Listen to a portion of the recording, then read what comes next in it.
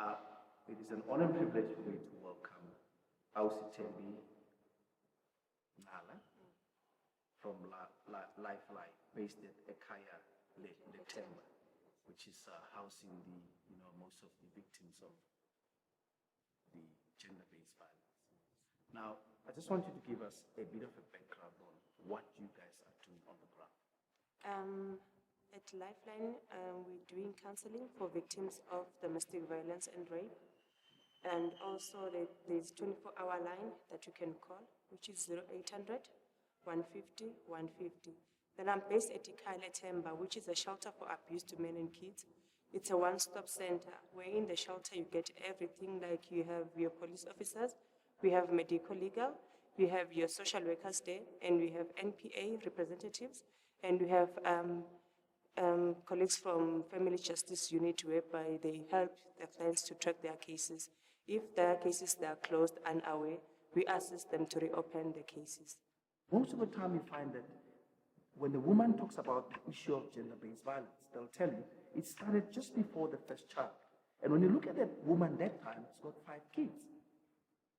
Is it how these perpetrators manipulate the system? Because somebody once told me that, it's a principle of human nature. When things are normal, the human beings reproduce, irrespective of what state caused them to be in there. How do you really balance this?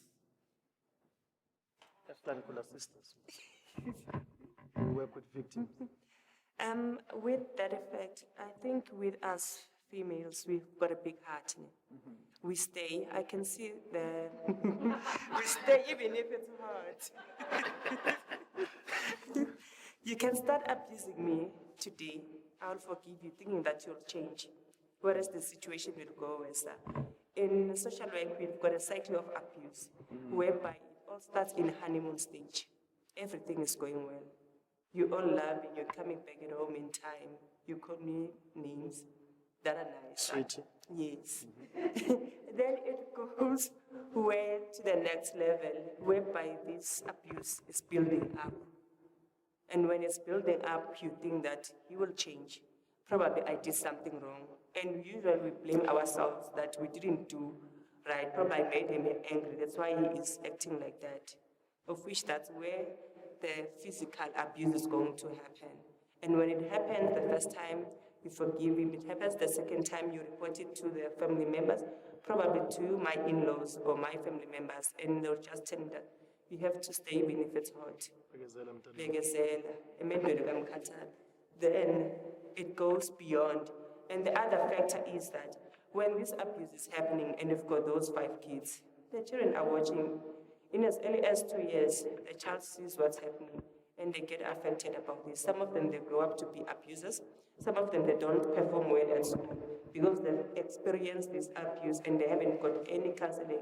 And in most cases, as Black people, we don't believe that our kids need to go under counseling, of which they are really damaged psychologically. Let's come into the interventions from your organizations to cap this gender-based violence. Well, in our organizations, we do awarenesses in communities and in schools, because we believe that if you see a child react in school, probably there is a problem at home. So that's how we are trying to capture most cases of domestic violence, because most of the people do not report domestic violence cases. And if they report them today, tomorrow they'll go back to the police station and ask the police officers to drop the cases. And with victims of domestic violence, at Ncala Thembi, we capture them for 6 months, like I have said before. And we do have specific programs that we run for them, therapeutic programs, so that when they leave the shelter, at least they will take conscious decisions when they want to go back to the perpetrator or not. The list is very long for the Commission for Gender Equality, and I will map it out according to the Commission for Gender Equality mandate. As a Commission for Gender Equality, we are empowered to provide education on gender equality matters. As a commission, that's why we're here today. We educate people about gender-based violence, the effects, and what is gender-based violence, what is the need to do to curb, to prevent it, to report it. That's part, which is the education program that we do as a commission. And again, as a commission, with research department. In the research department, that's where we check the extent of gender-based violence. And we do that by actually commissioning a number of research projects. For example, the researchers were pulling me to say, you must talk about this research chairperson. One of the researchers have actually done, the commission, the South Africa in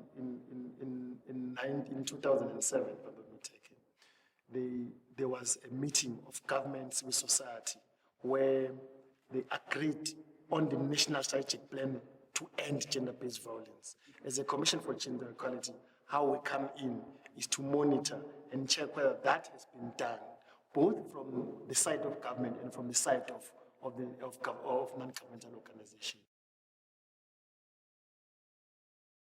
I think this is a platform we can get now into the serious debate from the audience. You can give questions to the panel, and you also can do your contributions. Mine is just a recommendation. Our oppressors, unlike other oppressors in other African countries, followed a particular brand of Christianity, which regarded women and children as just an extension of the male member of the household. So that maybe that's the reason why we are having a much tougher problem with gender-based violence. So I was saying that in our effort to come up with interventions, we should also try to look at that. Because a while back, I was recruited by someone into Christianity, and I've read verses in the Bible that would shame the most misogynist rapper in the world. Thank you. My question really is, you were talking earlier about looking at things from a psychological perspective. So psychologically, I think it's a general principle that whatever society is more exposed to is accepted as the norm.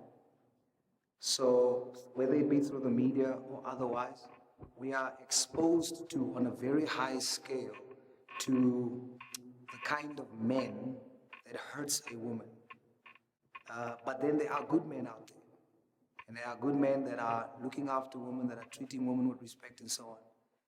But we are not exposed on the same degree or to such a man in the media and otherwise. So my question is there any efforts to look at strategies that on a national scale, the ideal man is celebrated as well? That we don't magnify the negative man only or the man that abuses, but is there some efforts to sort of magnify the existence of the kind of men that we are actually looking for and celebrate such men in the media and other platforms? The problem with the society today, I think we're a bit hypocritical about certain things and certain things that happen within the household. For instance, we're hearing this story now about Bill Cosby and his escapades with women are coming up, and a lot of women are coming up now to lay claims of sexual abuse by him.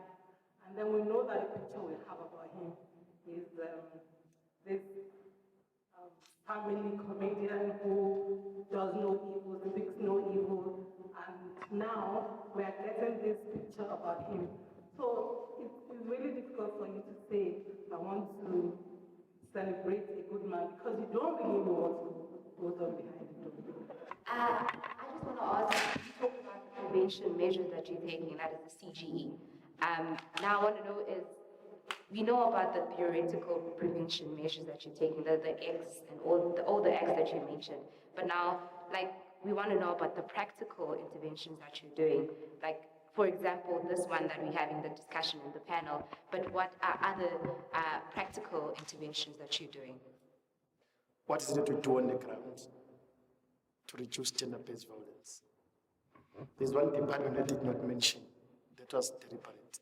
Our legal department is the department that is on the ground to take cases of gender-based violence from the public.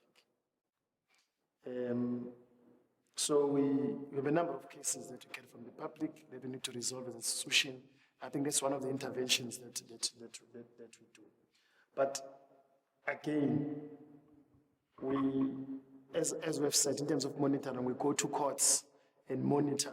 Also advise institutions on gender equality matters and so that at least they're able to actually change their own issues.